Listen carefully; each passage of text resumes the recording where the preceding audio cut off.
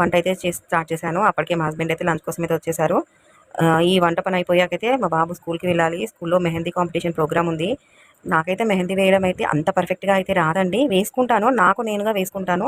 ఏదైనా ఫోటో పెట్టేసుకొని చూసుకుంటూ అయితే వేసుకుంటాను. బట్ వేరే వాళ్ళకి వేయడం అయితే రాదు. అలా అయినా కూడా మా బాబు ఫీల్ అవుతాడని చెప్పేసి అయితే ఒకసారైతే నేను వెళ్ళి వేశాను. ట్రై చేశాను.